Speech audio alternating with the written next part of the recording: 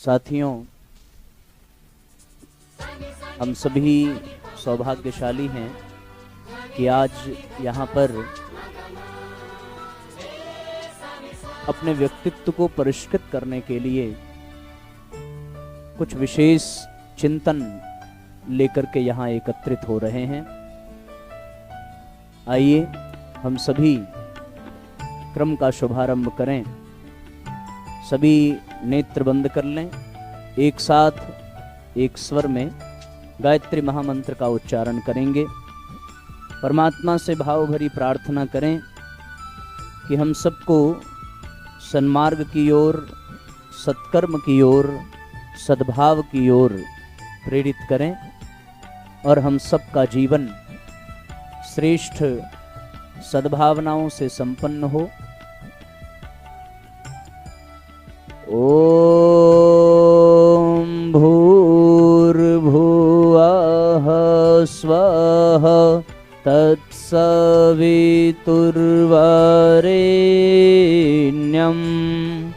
भर्गो देवस्य धीमहि धियो यो नः प्रचोदयात्।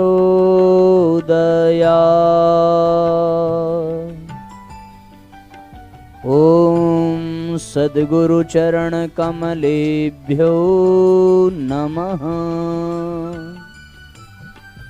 परम पूज्य गुरुदेव परमवंदनीय माता जी के दिव्य संरक्षण में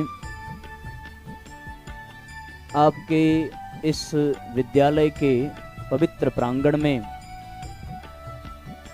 उपस्थित आदरणीय आप सभी के प्राचार्य सर, जिनके मार्गदर्शन में, संरक्षण में ये विद्यालय संचालित हो रहा है, साथ ही इस विद्यालय के सभी माननीय अध्यापकगण एवं अध्यापिकाएं, यहाँ उपस्थित हमारे गायत्री परिवार के सभी वरिष्ठ कार्यकर्तागण एवं आज के इस उद्बोधन को सुनने के लिए एकत्रित होने वाले हमारे सभी प्यारे बच्चों, प्यारी बहनों, आप सबको बहुत बहुत प्रणाम, आप सबका बहुत बहुत अभिनंदन आज के सत्र में हम करते हैं। आइए जिस उद्देश्य के लिए यहाँ एकत्रित हुए हैं उस बिंदु पर चर्चा प्रारंभ करें और हम सभी भावपूर्वक आज के संदेश को सुने। न केवल सुने बल्कि अपने जीवन में उसका अभ्यास भी प्रारंभ करें। तो निश्चित रूप से आप सबको एक नई दिशा, एक नया उत्साह, एक नई उमंग, एक नई आशा, एक नई उम्मीद की प्राप्ति होगी। साथियों, मनुष्य जीवन तो हम सब प्राप्त कर लेते हैं, पर जो जीवन की यात्रा चल रही है उस यात्रा को करते करते करते करते स्वाभाविक है कि हम कभी कभी अपने लक्ष्य से भटक जाते हैं। हमारा जो एम है, हम जो गोल निर्धारित करके अपनी यात्रा को शुरू करते हैं, लेकिन इस दुनियादारी में, दोस्तों के चक्कर में, परिवार में, लोकाचार में, व्यवहार में, संसार में ऐसे डूब जाते हैं कि हमको अपना लक्ष्य ही भूल जाता है, अपने लक्ष्य को हम विसार देते हैं। एक छोटी सी कहानी याद आती है कि एक ऋषि थे जिनका नाम था गौतम। उनके गुरुकुल में बहुत सारे शिष्य पढ़ते थे। सारे शिष्य अच्छे अच्छे पद पर, अच्छी अच्छी प्रतिष्ठा को प्राप्त हुए, पर उनका एक शिष्य ऐसा था जो बहुत बड़ा डाकू निकल गया और वो जंगल में रहता था। उस रास्ते से जो कोई भी जाता उसे वो मार डालता, उसको लूट लेता, बहुत नुकसान पहुंचाता। ऐसी स्थिति में ये बात गौतम ऋषि को पता चली। उन्होंने जब ये जाना कि उनके सारे शिष्य अपने लक्ष्य को प्राप्त कर चुके हैं, पर उनका एक शिष्य भटक गया है, जिसे अपने लक्ष्य का भान नहीं है, अपने लक्ष्य का बोध नहीं है, तो उनको बहुत चिंता हुई। उन्होंने मन बनाया कि यदि एक भी शिष्य मेरा इस समाज के लिए समस्या का कारण बना तो फिर उनको गुरुकुल चलाने का अधिकार नहीं है। इस भाव से उन्होंने उस भूले भटके हुए शिष्य को अपने रास्ते पर वापस लाने के लिए संकल्प लिया और उसी रास्ते की ओर गौतम ऋषि गए जिस रास्ते में वो डकैती करता था। बिल्कुल घना अंधेरा था, अमावस्या की रात थी, कुछ भी दिखाई नहीं पड़ता था। वो रास्ते में वो शिष्य कुल्हाड़ी लेकर के इंतजार ही कर रहा था कि कोई इस रास्ते से आए और उसको हम मार करके, उसको लूट करके अपना धन इत्यादि एकत्रित करें। उसी रास्ते पर गौतम ऋषि गए। अंधेरा है, उसको आभास तो हो गया कि कोई आ रहा है, पर वो अंधेरे में पहचान नहीं पा रहा है कि कौन आ रहा है। उसको ये पता नहीं है कि उसके गुरु आ रहे हैं। उसने जोर से आवाज लगाई कि यहां से गुजरने वाले यात्री सावधान हो जाओ, तुम्हारे पास जो कुछ भी है वो हमें दे दो, अन्यथा हम तुम्हें मार डालेंगे। एक बार कहा, 2 बार कहा, पर गुरुजी रुके नहीं। वो बड़ी धीमी गति के साथ चलते चलते उस डाकू के पास पहुंचे। वो कुल्हाड़ी उठा करके प्रहार करता, उसके पहले संयोगवश आसमान में बिजली कौंधी और बिजली के चमकने से जो प्रकाश उत्पन्न हुआ, उस प्रकाश में उसने देखा कि उसके सामने कोई यात्री नहीं, उसके गुरु खड़े हैं। गुरु जी के चरणों में वो गिर पड़ा। गिर जाने के पश्चात उसने कहा कि गुरुदेव आपने बताया क्यों नहीं? यदि मेरी हाथ से कुल्हाड़ी चल जाती और आप मर जाते तो क्या होता? गुरु जी ने कहा, बेटे अपनी मृत्यु की चिंता हमें नहीं है, लेकिन तुम जो अपना लक्ष्य, अपना रास्ता, अपना भविष्य भूल करके बैठे हो, अपने मार्ग से भटक करके बैठे हो, उसका हिसाब कौन देगा? तुम जो कर रहे हो इसका हिसाब कौन देगा? क्या तुमने हमारी गुरुता को कलंकित नहीं किया है? जब सारे शिष्य अपने लक्ष्य को प्राप्त कर चुके हैं, सब अपने अपने जीवन के उद्देश्य को पूरा कर रहे हैं, एक तुम ही हो जो अपने लक्ष्य से भटक रहे हो। केवल एक तुम्हारी वजह से हमारा गुरुकुल कलंकित हो रहा है, हमारी शिक्षा कलंकित हो रही है, और इससे अच्छा है कि इस संसार में जीवित रहें, और उससे अच्छा है कि हम शरीर का त्याग करें।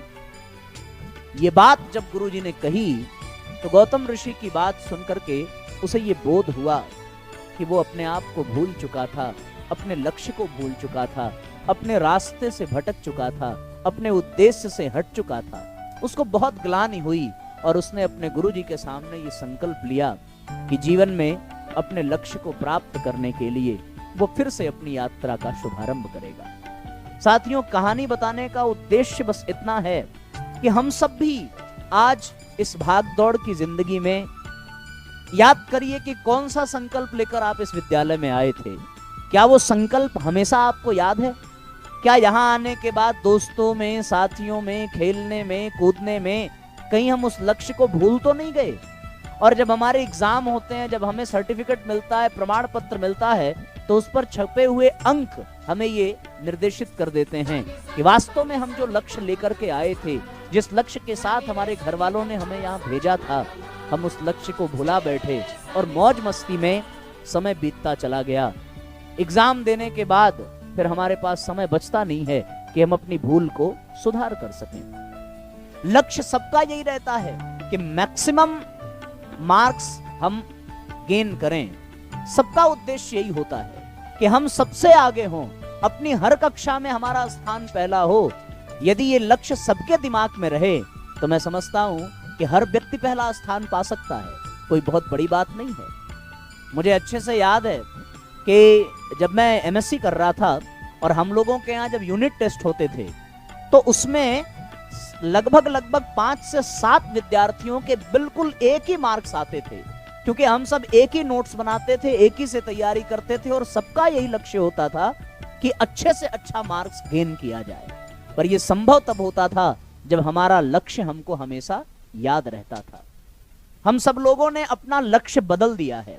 यद्यपि आप अभी विद्यार्थी हैं, आपकी उम्र बहुत ज्यादा नहीं है, पर जो परंपरा चल पड़ी है, जो आगे आने वाली पीढ़ियां कर रही हैं, मैं उस ओर आपको इशारा करना चाहता हूं। जब विद्यालय से विद्यार्थी निकलता है तो फिर वो विद्यार्थी बनकर के नहीं निकलता।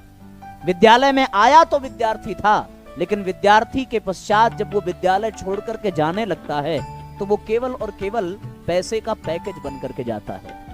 ये विद्यालय छोटा है, बहुत बड़े बड़े डिग्री कॉलेजों में आप जाकर के देखें, एक समय हुआ करता था साथियों कि हमारे देश में 365 ऐसे महान ऋषि थे जिनके दर्शन के लिए लोग तरसते थे, पर उन 365 ऋषियों में गुरुकुल केवल 2 लोग चलाते थे, विश्वामित्र और वशिष्ठ।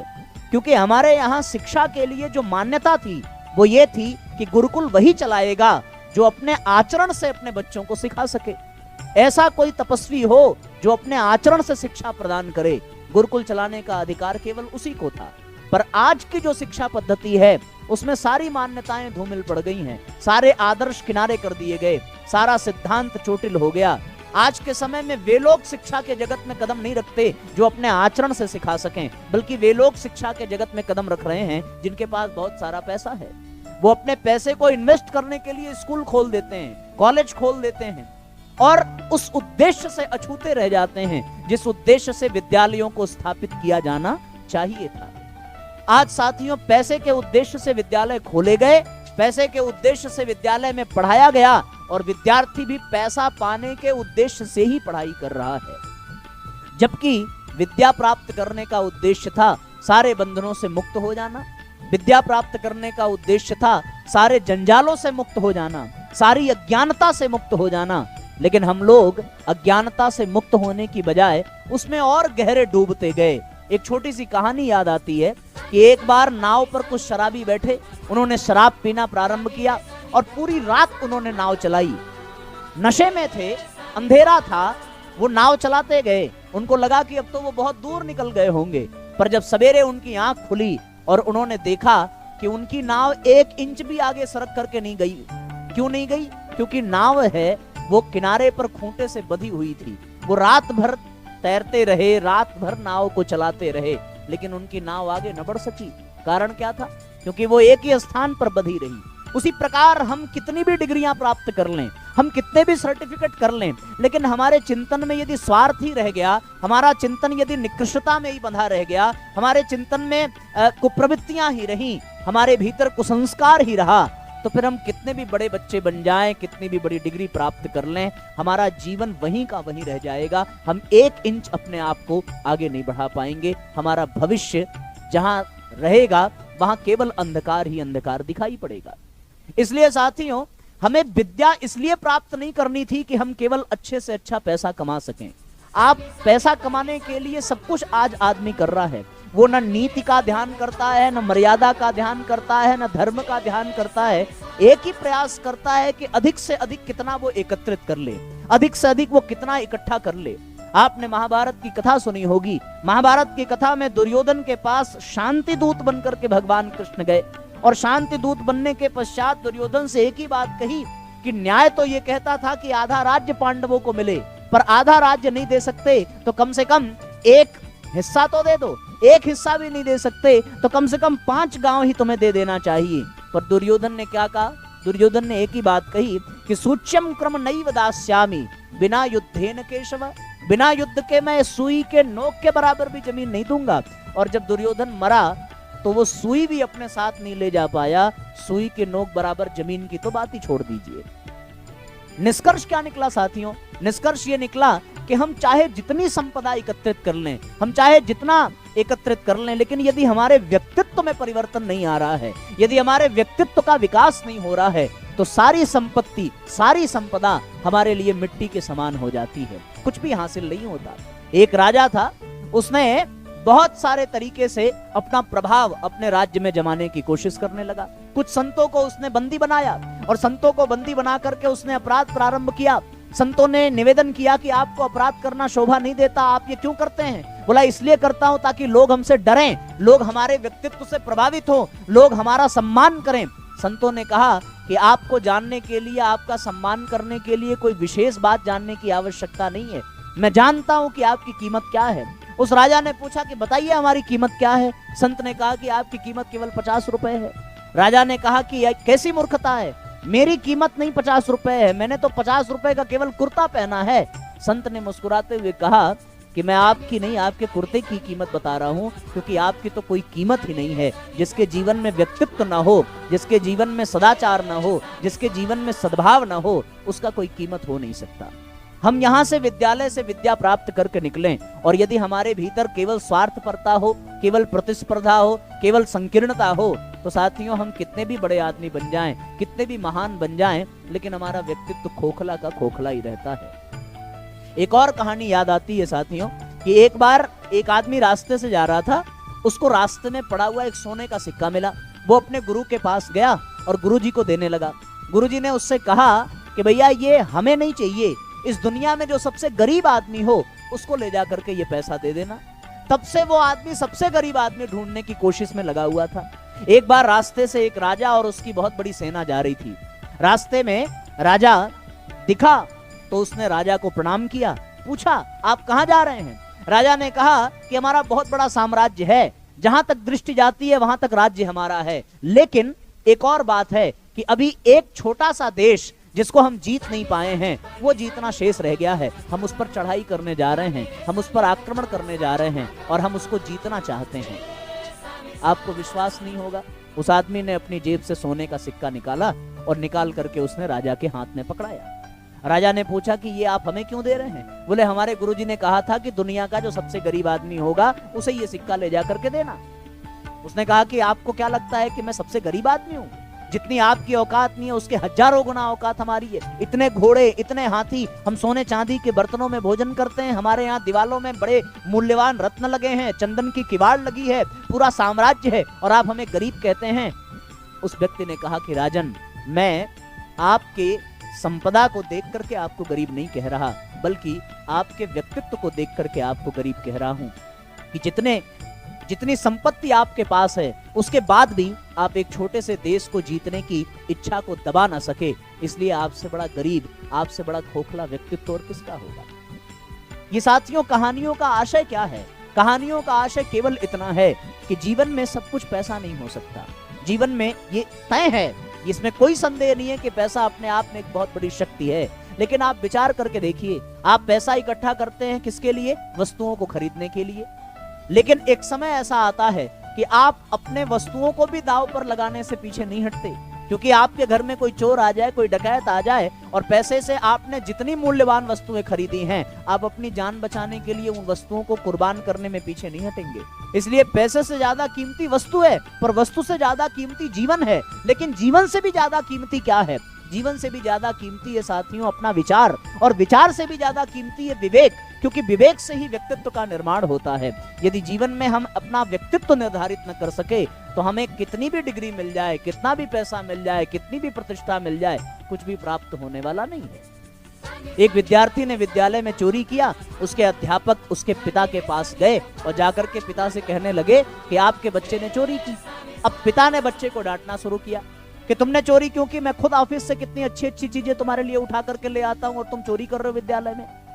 अध्यापक खड़ा होकर के हाथ जोड़ करके कहने लगा, भाई साहब गलती हो गई, मैं गलत जगह आ गया। मुझे ये लग रहा था कि इसने चोरी की अभाव की वजह से, पर आज पता चला कि इसने चोरी की है स्वभाव की वजह से। जब आप ही ऑफिस से उठा उठा करके ला रहे हैं तो फिर ये क्या करेगा बेचारा? ये तो सीखेगा ही। अब वो कितनी भी बड़ी विद्यालय में पहुंच जाए, कितनी भी बड़ी डिग्री प्राप्त कर ले, लेकिन उसका व्यक्तित्व क्या रहा? एक चोर के जैसा ही रहा। अब बताओ, वो कितना भी बड़ा इंजीनियर बन जाए, पर यदि उसके दिमाग में चोरी है तो वो केवल भ्रष्टाचार करेगा।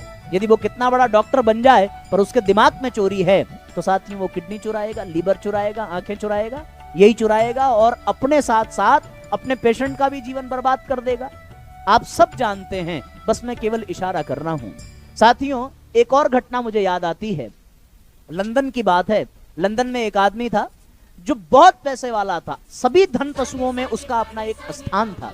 उसका एक बेटा पैदा हुआ, उसने बेटे को सारी सुख सुविधा दी, नौकर चाकर, गाड़ी, बंगला, क्या ऐसा नहीं था जो उस बच्चे को प्राप्त नहीं हुआ। परिणाम क्या निकला? सब कुछ सुविधा मिली और आने वाले समय में वो बच्चा कोकीन का नशा करने लगा, वो अफीम खाने लगा, और वो इतना बड़ा नशेड़ी हुआ, इतना बड़ा नशेड़ी हुआ कि इस तरह का नशा करने वाले को एक रोग हो जाता है, लिलीपुशियन उसको कहते हैं। उसमें होता यह है कि दिखता अपने शरीर में छोटे छोटे रोए के स्थान पर छोटे छोटे आदमी दिखाई पड़ते हैं। उस नशे का ये प्रभाव पड़ता है। कि हमारा दिमाग ऐसा भटक जाता है कि उस रोग को लिलीपुशियन कहते हैं, और उसमें लगेगा कि आपके शरीर के स्किन पर कोई आदमी रेंग रहा है। अब वो करता क्या, सिरिंज लेता, सुई देखी आपने, आप लोगों को इंजेक्शन लगाए कभी? हाँ, तब तो फिर जरूर याद होगा। वो इंजेक्शन उठाता और जहां जहां अपने चेहरे, अपने शरीर पर आदमी उसको दिखाई पड़ते, वो इंजेक्शन से खोद खोद करके उन आदमियों को हटाता। यद्यपि उसके चेहरे पर आदमी नहीं है, लेकिन नशे का ऐसा दुष्प्रभाव है कि उसको आदमी उसके शरीर पर चलते हुए दिखाई पड़ते हैं। अब वो इंजेक्शन को चौंकता, जोर से लगाता तो शरीर में रक्त निकलने लगता। हॉस्पिटल में एडमिट हुआ, एडमिट होने के बाद उसकी दवा चली तो हमारे गायत्री परिवार के कार्यकर्ता उनके पास गए, उनसे मिलने के लिए, अच्छा परिचय था। उन्होंने पूछा कि आप ऐसा क्यों करते हैं? बोले मैं ऐसा इसलिए कर रहा हूं क्योंकि मुझे अपने बाप पर गुस्सा आ रहा है। किस बात का गुस्सा भैया? तुम नशा कर रहे हो तो अपने बाप की वजह से क्यों कर रहे हो? तुम्हारे पिता ने तुम्हारा क्या बिगाड़ा? बोले हमारे पिता ने ये बिगाड़ा कि दुनिया के, जिंदगी के जिस मोड़ पर मैं था, उस मोड़ पर मेरे पास पाने के लिए कोई ऐसी चीज नहीं थी जो मैं पाऊं।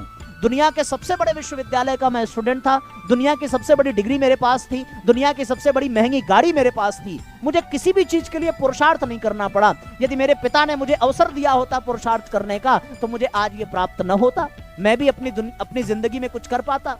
तो फिर गायत्री परिवार के वो कार्यकर्ता, उन्होंने कहा, क्या कहा कि ये ठीक है कि गलती आपके पिता की है, लेकिन ये भी तो हो सकता है कि आपके पिता ने आपको ये सुविधाएं दी तो एक अच्छी उम्मीद के लिए कि सारी सुख सुविधा हो तो ये बच्चा बहुत आगे बढ़ेगा, पर परिणाम उल्टा निकला। दोष आपके पिता का है ये मान भी लिया जाए तो क्या केवल अपने पिता को दोषी मानकर तुम अपने जिंदगी को बर्बाद करते रहोगे? उसको समझाया।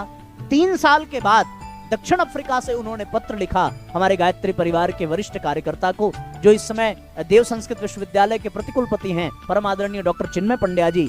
उनको उसने पत्र लिखा कि 3 साल पहले आपने मुझसे एक बात कही थी कि पिता के ऊपर क्रोध करके क्या अपनी जिंदगी बर्बाद करोगे। मैंने निर्णय लिया कि मैं जिंदगी बर्बाद नहीं करूंगा। मैं टूर पर निकला और जब मैं भारत देश पहुंचा, वहां बस्तर एक स्थान है, वहां हमने एक किसान को देखा जिसके पास रहने के लिए झोपड़ी नहीं है, खाने के लिए अन्न नहीं है, पहनने के लिए कपड़ा नहीं है, फिर भी वो अपने परिवार के साथ मुस्कुरा रहा है। उसके साथ एक अनुवादक था जो इंग्लिश की बातों को हिंदी में ट्रांसलेट करता था, हिंदी की बातों को इंग्लिश में बता करके उस आदमी को बताता था। उसने कहा कि इस किसान से पूछो कि ये प्रसन्न क्यों है।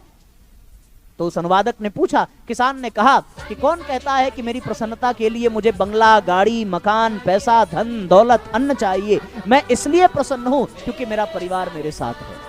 उस अनुवादक ने बताया, जैसे ही उस व्यक्ति ने सुना कि उसका परिवार उसके साथ है इसलिए वो प्रसन्न है, उसने तुरंत फ्लाइट ली, लंदन गया और अपने पिता को अपने से गले से लगाया और 4 घंटे बाप बेटे दोनों रोते रहे। उस दिन उसको एहसास हुआ कि दुनिया का सबसे बड़ा सुख, सबसे बड़ा आनंद पैसा नहीं है, संपदा नहीं है, अपनों का साथ है, अपनों का विकास है, अपनों का हित है। इसमें जो सुख मिलता है साथियों, वो दुनिया के किसी भी कोने में सुख नहीं मिलता।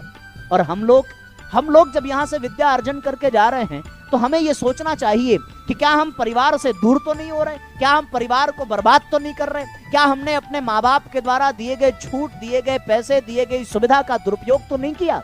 यदि आप गहराई से चिंतन करके देखें तब आपको ये पता चलेगा कि आपके जीवन का लक्ष्य कुछ और था, पर हम लोग किसी और रास्ते पर बढ़ते चले गए। सिकंदर की घटना याद आती है। सिकंदर मरते समय उसने कहा था कि ताबूत से हमारे दोनों हाथ निकाल करके बाहर कर देना।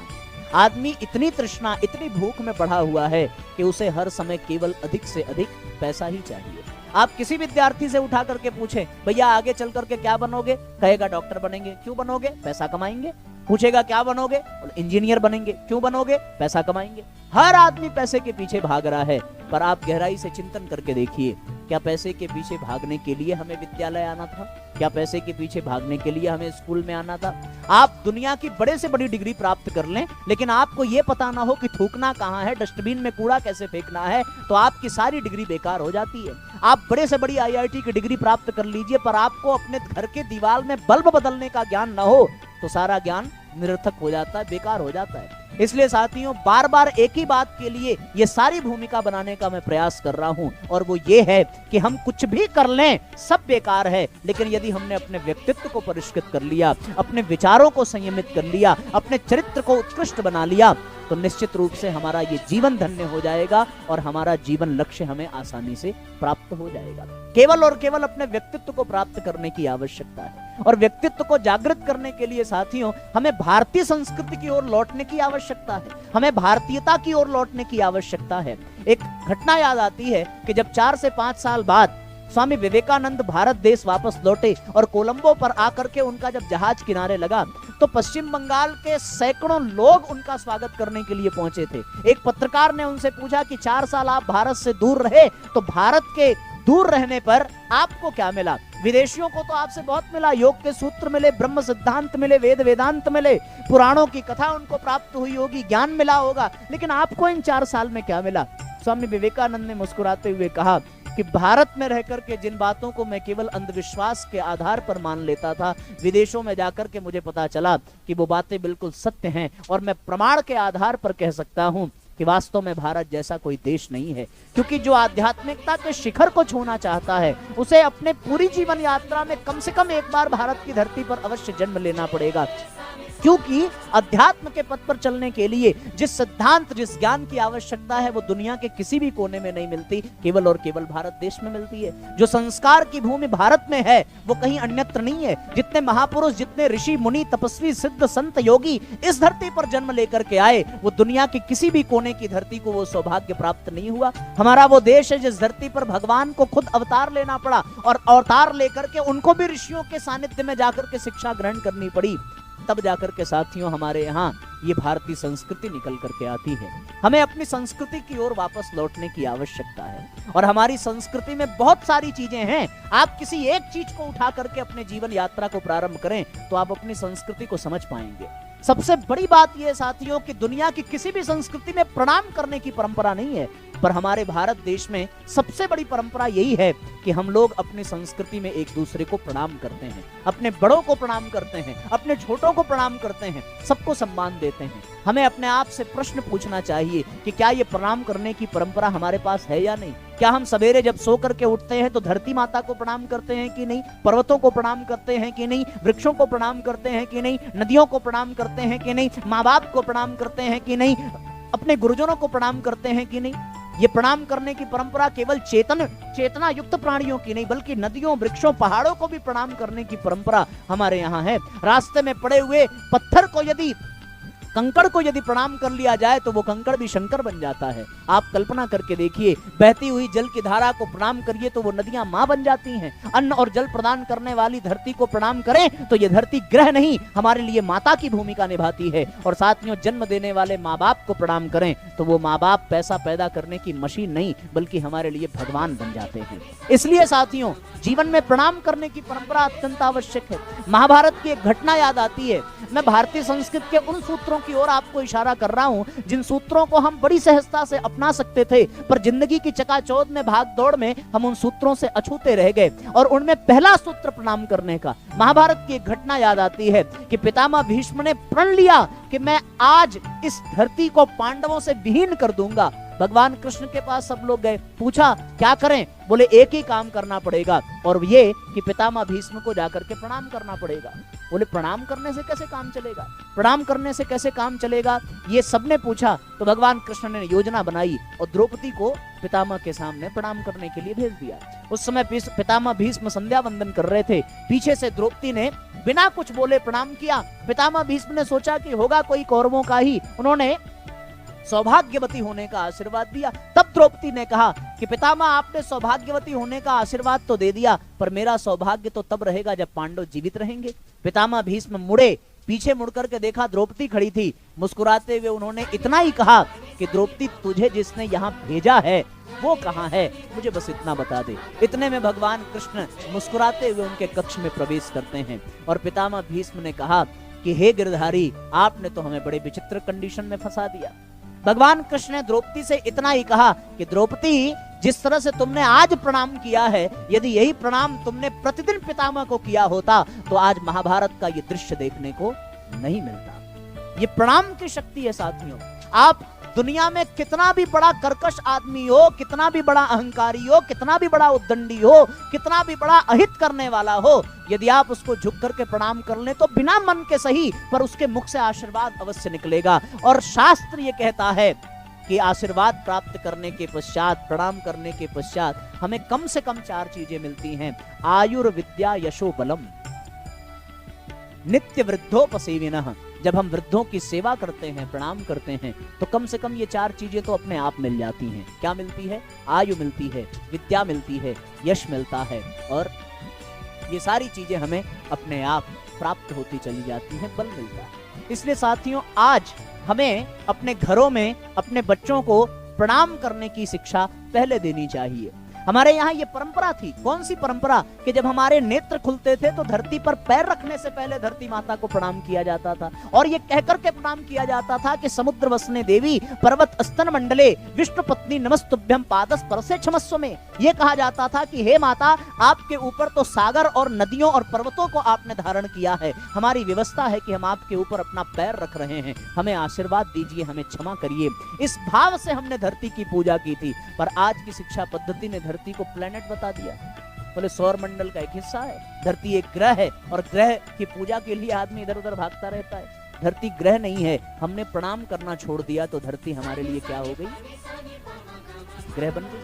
धरती तो हमारे लिए माता थी, और ग्रह बन गई तो वास्तव में ग्रह जैसी स्थिति है। आज सांस लेने के लिए वायु शुद्ध नहीं रह गई, पीने के लिए पानी शुद्ध नहीं रह गया, कहीं हरियाली दिखाई नहीं पड़ती है, तापमान बढ़ता जा रहा है, बर्फ पिघलती जा रही है, जल का स्तर बढ़ता जा रहा है। ये सारी दुर्भिक्ष दुर्घटनाएं हमें देखने को मिल रही हैं, कभी कोरोना जैसी महामारी के रूप में, कभी भूकंप के रूप में, कभी बहुत बड़े तूफानों के रूप में, कभी बहुत बड़े गिरते पहाड़ों के रूप में, फटते बादलों के रूप में, समुद्र के ज्वार भाटों के रूप में। ये क्यों मिल रहा है? क्योंकि धरती को हमने ग्रह बना दिया। कारण क्या था? हमने प्रणाम करना छोड़ दिया। आप कल्पना करके देखिए, आप लोगों ने पढ़ा होगा, भौतिक विज्ञान में पढ़ा होगा, रसायन विज्ञान में पढ़ा होगा, भूगोल में पढ़ा होगा, शास्त्रों में पढ़ा होगा, बहुत सारी बातें। और उसमें एक बात आपको बताऊं कि दुनिया में बहुत सारे आंदोलन हुए, पर एक आंदोलन ऐसे भी हुए जब लोगों ने वृक्षों को काटने से पहले अपने आप को मारने की भी निवेदन किया है। कि जब लोगों ने ये निवेदन किया कि जंगल को साफ कर दिया जाए, तो उस जंगल में निवास करने वाले लोगों ने वृक्षों से अपने आप को चिपटा लिया, और क्या कहा कि यदि वृक्षों को काटना है तो पहले हमको काटिए, उसके बाद वृक्षों को काटिए। क्यों था ऐसा? क्योंकि वो वृक्ष को प्रणाम करते थे। हमारी भारतीय संस्कृति की परंपरा है कि उन्होंने वृक्षों को प्रणाम करना सिखाया। क्यों प्रणाम करना सिखाया? ऐਵੇਂ ही नहीं सिखा दिया था। ये पागलपन नहीं था कि पत्ते को प्रणाम करो, वृक्षों को प्रणाम करो। ये इसलिए था क्योंकि वो वृक्ष प्रत्यक्ष देवता हैं। वो हमें फल देते हैं, फूल देते हैं, जीवन के लिए ऑक्सीजन देते हैं, लकड़ियां देते हैं, आश्रय देते हैं। वैज्ञानिकों ने शोध करके बताया कि एक आदमी यदि अपने जीवन में एक पेड़ लगाए तो उसके पूरे जीवन में वो पेड़ उसको 14 करोड़ की संपत्ति देकर के जाता है। आपको पता है ऑक्सीजन की कीमत क्या है? आप 1 घंटे ऑक्सीजन लो तो 25,000 रुपए हॉस्पिटल में देके आना पड़ेगा। पर इन वृक्षों ने कभी ऑक्सीजन के बदले आपसे पैसा मांगा? नहीं। इन वृक्षों ने ही बादलों को आकर्षित किया, वृक्षों ने ही बादलों को बुलाया, वृक्षों के कारण ही बादल आए, बादलों के आने से पानी आया। क्या पानी की कीमत आपको देनी पड़ी? स्टेशन पे जाकर के पानी की बोतल लेके देखो, आपको 20 रुपए देना पड़ेगा, 15 रुपए देना पड़ेगा। भगवान ने कभी पानी नहीं मांगा, उसके बदले कुछ नहीं मांगा। क्यों नहीं मांगा? क्योंकि हम नदियों को प्रणाम करते रहे। प्रणाम करना छोड़ दिया, अब पानी की कीमत देनी पड़ रही है। हमने वृक्षों को प्रणाम करना छोड़ दिया, अब वृक्षों की कीमत देनी पड़ रही है। वृक्ष कटने लगे, पहाड़ उजड़ने लगे, धरती को खोद खोद करके उसके भीतर के विद्यमान सारे रासायनिक तत्वों को निकाल लिया जा रहा है। क्यों? क्योंकि हमने प्रणाम करना छोड़ दिया। मैं एक ही बात की ओर आपको निवेदन करूंगा कि आप आज से हर चीज को जिससे आपको लाभ मिल रहा हो, आप उसको प्रणाम करना प्रारंभ कर दीजिए। तो साथियों, आप सबसे पहले विद्यालय में जब प्रवेश करेंगे तो उसकी गेट पर पैर रखने से पहले आप प्रणाम करेंगे, क्योंकि विद्यालय विद्या का मंदिर है और यहाँ से आपको वो दिव्य ज्ञान मिलता है। फिर आप अपने प्रत्येक विद्यार्थी, प्रत्येक शिक्षकों का पैर स्पर्श करना शुरू कर देंगे। फिर आप अपने माँ बाप का पैर स्पर्श करना शुरू कर देंगे। आपको जहां से लाभ मिले, बस आप अपने जीवन में प्रणाम करना प्रारंभ कर दीजिए। इतना ही है। एक और बात साथियों, भारतीय संस्कृति में सबसे बड़ी बात जो हमें प्रतीत होती है, एक प्रणाम करने की परंपरा जो हमने आपसे कहा। यदि ये प्रणाम करने की परंपरा प्रारंभ हो जाए तो हमारे भीतर संस्कार बढ़ने लगेगा। और एक दूसरी बात हमें निकल करके आती है साथियों कि हमारे यहाँ प्रतिदिन सूर्योदय होता है। जब हम सबको प्रणाम करेंगे तो किसको, सूर्य को प्रणाम करेंगे कि नहीं करेंगे बताओ? करना चाहिए, सूर्य को भी प्रणाम करना चाहिए, क्योंकि बाकी किसी देवताओं को आपने देखा हो या ना देखा हो, लेकिन सूर्य ऐसा है जिसे सब कुछ सब लोग देखते हैं और सबको उससे लाभ भी मिलता है। इसलिए साथियों, आपको सूर्य को भी प्रणाम करना चाहिए। और हमारे यहाँ सूर्य को प्रणाम करने की एक पद्धति ऋषियों ने प्रदान की। वो पद्धति कौन सी है? वो पद्धति है साथियों, गायत्री मंत्र पढ़ करके सूर्य को प्रणाम करना, गायत्री मंत्र का उच्चारण करके सूर्य को प्रणाम करना। यदि आप ये क्रम अपने जीवन में अपना लें कि जब आप सवेरे स्नान कर लें तो बिल्कुल सारा काम छोड़ करके आप पहला काम इतना करिएगा कि स्नान करिए, वस्त्र पहनिए और बाल भी न झाड़ो तो चलेगा, कोई श्रृंगार भी ना करो तो चलेगा। आप अपने छत पर चले जाना, दरवाजे पर चले जाना, वहां जहां सूर्य का प्रकाश सीधे आप तक आ रहा हो। और ये कौन सा समय हो? बिल्कुल वही समय जो सूर्योदय का हो, जिस समय सूर्य पीला नहीं लाल प्रकाश लेकर के, लालिमा लेकर के प्रकट हो रहा हो। आप 5 बार गायत्री मंत्र पढ़ना, 5 बार गायत्री मंत्र पढ़ करके आप जमीन पर लेट करके दंडवत प्रणाम करें यदि सूर्य को, तो आपको व्यायाम, प्राणायाम, जप और ध्यान, इन सब का लाभ मिलने लगेगा।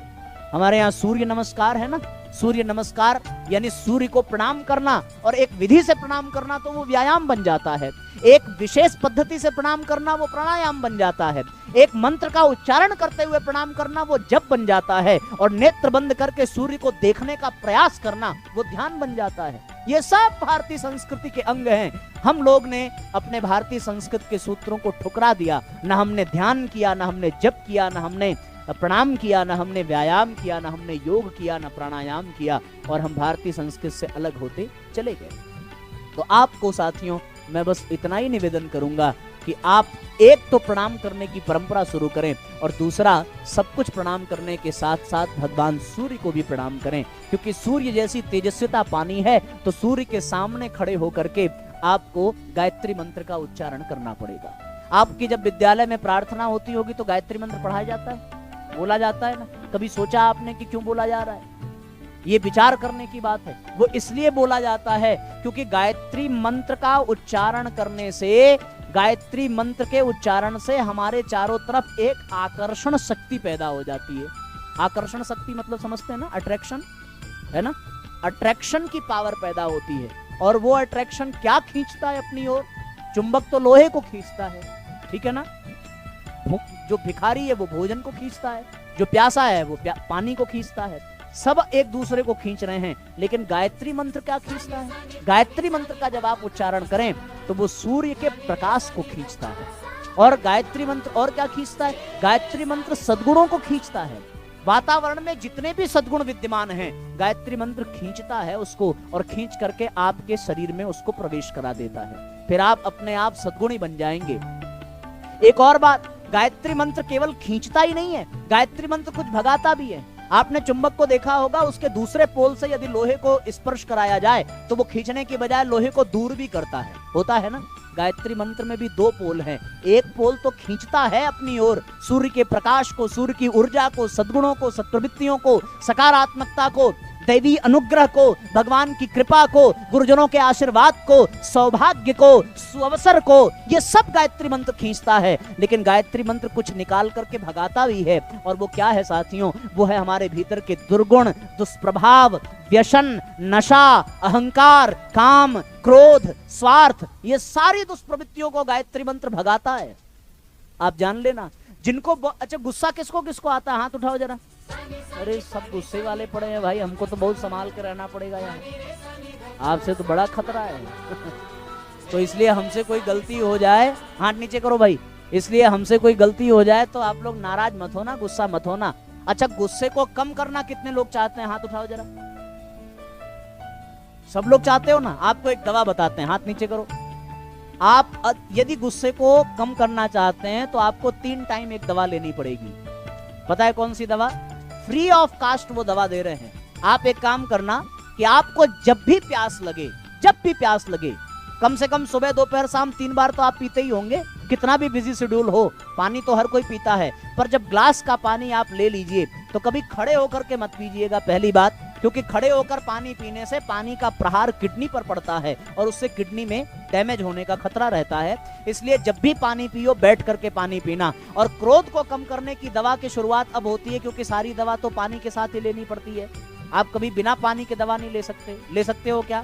हमने एक बार बचपन में गलती की थी साथियों, बिना पानी के हमने सोचा जैसे दाना खाते हैं वैसे दवा भी खा डालेंगे, और दवा जब हमने कूचना प्रारंभ किया तो वो वोमिटिंग हुई कि हालत खराब हो गई। उस दिन पता चला कि बिना पानी के दवा नहीं लेनी चाहिए। तो इसलिए आपको क्रोध वाला मैं जो डोज दे रहा हूं वो साथियों पानी के साथ ही लेना है। क्या करना है कि जब आपके सामने ग्लास हो और ग्लास लेकर के आप जब पानी पीने जाएं तो उस पानी को देखते हुए एकदम भावपूर्वक एक बार गायत्री मंत्र पढ़िए, उसके बाद वो पानी पीजिए। ये मैं मजाक नहीं कह रहा। वैज्ञानिकों ने सूक्ष्मदर्शी यंत्र से देखा है कि जब पानी हमारे सामने आता है तो उसके भीतर के जो पार्टिकल्स है वो लेफ्ट साइड में घूमते रहते हैं, पर जब वहां उसके सामने 5 बार गायत्री मंत्र पढ़ा गया तो ऑटोमेटिकली उसके जो पार्टिकल्स थे वो अपने आप राइट साइड घूमने लगे। और तब वैज्ञानिकों ने यह जाना कि गायत्री मंत्र पदार्थों के भीतर भी विद्यमान तामसिकता को मिटा देता है और उन पदार्थों को भी शुद्ध कर देता है। आप अपने घर में जाइए और यदि आपको पंचमुखी रुद्राक्ष मिल जाए तो आप उस रुद्राक्ष को एक धागे में बांध करके ऐसे लटका देना, और लटकाने के बाद आप उन कपड़ों के ऊपर लटकाना जो बिल्कुल प्रेस किए हुए अच्छे से फोल्ड करके रखे गए हों, तो वो रुद्राक्ष राइट साइड में घूमेगा। करके देखना, मैंने किया है ये। और यदि आप अपने कमरे में जाइए और सारे कपड़े फेंके हुए हो, पूरा कमरा अस्त व्यस्त हो, वहां जाकर के रुद्राक्ष को लटकाइए तो वो लेफ्ट साइड में घूमने लगेगा। पता है क्यों? क्योंकि उस समय वहां नेगेटिविटी है, पर जब सारी चीजें सुव्यवस्थित होती हैं तो वहां पॉजिटिविटी रहती है। तब आप जितनी बार पानी पियो उतनी बार एक बार गायत्री मंत्र पढ़ करके आप पानी पिए। आपका क्रोध न खत्म हो जाए तो मैं अपना नाम बदल दूंगा, ये जान लेना। ये एक्सपेरिमेंट हमने अपने जीवन में किया है। जिंदगी में एक ऐसा भी दौर आया था जब मेरे भी भीतर बहुत क्रोध बढ़ा था, बहुत चिंता बढ़ी थी, बहुत खींच बढ़ी थी, बहुत उलझन बढ़ी थी। एक्सीडेंट के बाद ऐसी परिस्थितियां आ जाती हैं साथियों, पर ये एक्सपेरिमेंट हमने अपने जीवन में किया। 7 दिन केवल आपको करना पड़ेगा। कितने दिन? केवल 7 दिन। और 7 दिन में आपका क्रोध आपके नियंत्रण में होगा। और जब जब क्रोध बढ़े तब तब आप ये प्रयोग करके देखना। और फिर हमें ये पता चला कि केवल क्रोध के लिए ही नहीं, दुनिया के हर दुर्गुण के लिए यदि ये प्रयोग किया जाए कि एक बार गायत्री मंत्र पढ़ के ही अन्न को ग्रहण किया जाए और जल को ग्रहण किया जाए, तो मैं समझता हूं कि दुनिया की कोई भी बुराई हो वो आपके भीतर से निकल करके भाग जाएगी और अच्छाइयां आपके भीतर अपने आप बढ़ती चली जाएंगी। और आपका व्यक्तित्व अच्छाइयों पर ही तो निर्भर है। जैसे जैसे आपके भीतर क्वालिटीज बढ़ी आप अपने आप महान बनते चले जाएंगे, और जैसे जैसे आपके भीतर बुराइयां बढ़ती जाएंगी आप अपने आप बेकार होते चले जाएंगे। आपको पता होगा साथियों कि जापान में यहाँ हमारे भारतीय संस्कृति से ही एक परंपरा को लेकर के गए हैं। वहां के उस परंपरा को कहते हैं साथियों झेन परंपरा, पर हमारे यहाँ उसी परंपरा को ध्यान परंपरा कहते हैं। उस झेन परंपरा के अंतर्गत वहां क्या किया जाता है? हमारे यहाँ 4 साल का बच्चा हो जाए तो स्कूल में भेज देते हैं, पर वहां 8 साल तक बच्चे को स्कूल नहीं भेजा जाता। उस 8 साल तक केवल उसे शिष्टाचार सिखाया जाता है कि उसे थूकना कैसे, चलना कैसे, उठना कैसे, बैठना कैसे, अपने आचार विचार व्यवहार कैसे रखने हैं, ये बच्चों को सिखाया जाता है उस परंपरा के अंतर्गत। और साथियों हमारे यहाँ ये परंपरा मिटती जा रही है। हमें उस परंपरा को जन्म देना है। हमें सभ्यता, संस्कृति, शिष्टाचार करना प्रारंभ करना है। सूत्र तो बहुत सारे भारतीय संस्कृत के हैं, पर एक ही सूत्र आज आपकी झोली में डाल के जा रहा हूं, और भविष्य में जब फिर कभी आना हुआ तब दूसरा सूत्र भी आकर के देंगे। लेकिन आज आप एक ही सूत्र लीजिए, और वो कौन सा?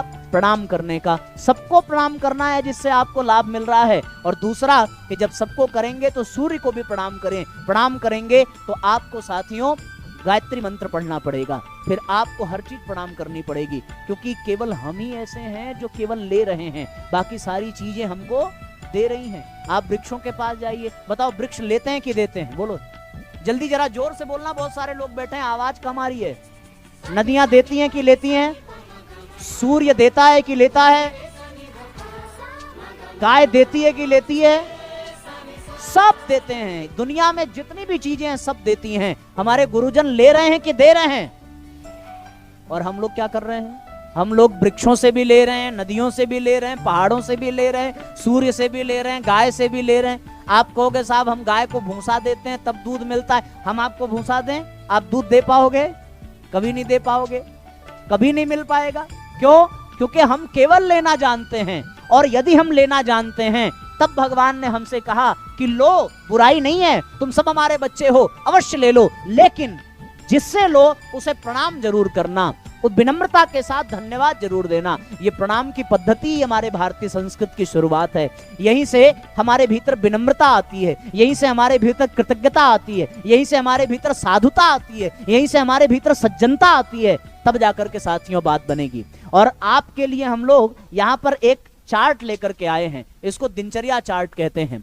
सवेरे सो करके उठने से लेकर के शाम तक सोने जब आप बिस्तर पे जाएं तब तक आपको क्या करना है, आपको इस चार्ट को पढ़ना है। इसमें सारी चीजें लिखी हैं कि प्रातः सूर्योदय से पहले उठे कि नहीं, धरती माता और माँ बाप के पैरों को छुआ कि नहीं, स्नान अच्छे से किया कि नहीं, गायत्री जप किया कि नहीं, सबसे प्रेम पूर्ण व्यवहार किया कि नहीं, मन लगाकर पढ़ाई किया कि नहीं, सारी बातें इसमें लिखी हुई हैं। इसमें यह भी लिखा है कि भोजन से पहले और जल पीने से पहले आपने गायत्री मंत्र पढ़ा कि नहीं, मोबाइल आपने पूरे दिन भर चलाया कि नहीं, टीवी आपने केवल आधे घंटे ही क्यों देखी, ये सारे प्रश्न आपसे पूछे जाएंगे।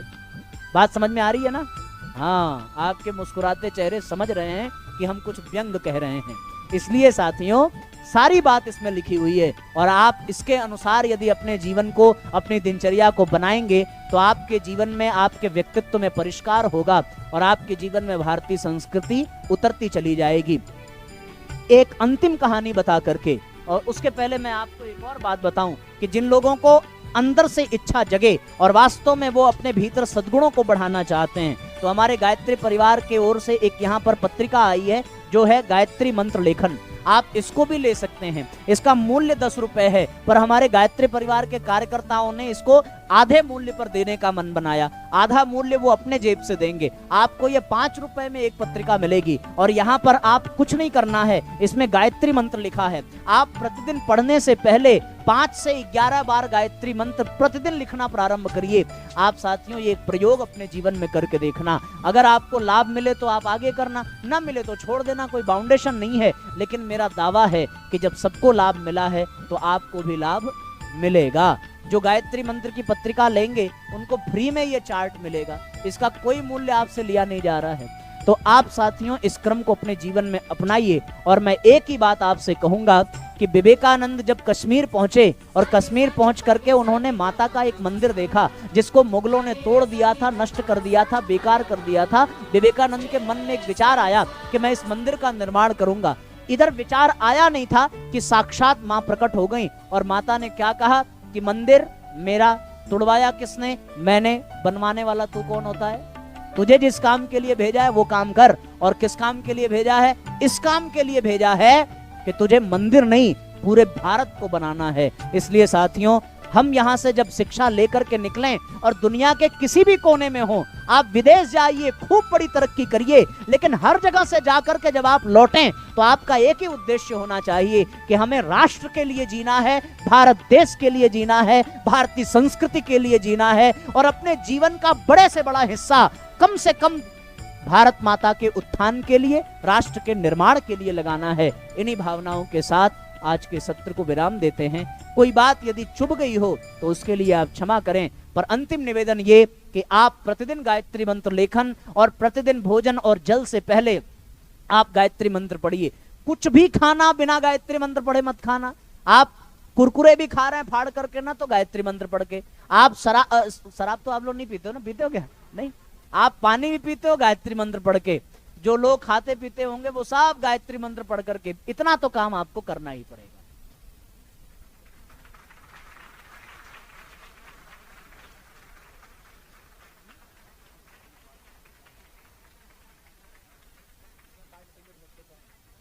ठीक है ना? अभी भाई साहब ने एक जानकारी दी है, कुछ दिनों बाद आपके क्षेत्र में भारतीय संस्कृत ज्ञान परीक्षा भी हो रही है और सारा विषय संयोग से आज यही था कि हम लोग भारतीय संस्कृत से जुड़ें। तो आप अभी तक किन किन बच्चों ने वो एग्जाम दिया? हाथ उठाओ जरा, जिन जिन लोगों ने दिया है। ध्यान रखना, अब की, हाँ हाथ नीचे करिए, अब की बार आपको ऑप्शन नहीं दिया जाएगा कि आप चाहें तो दें, ना चाहें तो ना दें। अब की बार यहाँ उपस्थित सभी विद्यार्थियों के लिए यह आवश्यक होगा कि वो भारतीय संस्कृति का अध्ययन करें और उसकी परीक्षा अवश्य दें। इसी बात के साथ अपनी बात को विराम देते हैं। बहुत बहुत धन्यवाद, बहुत बहुत प्रणाम।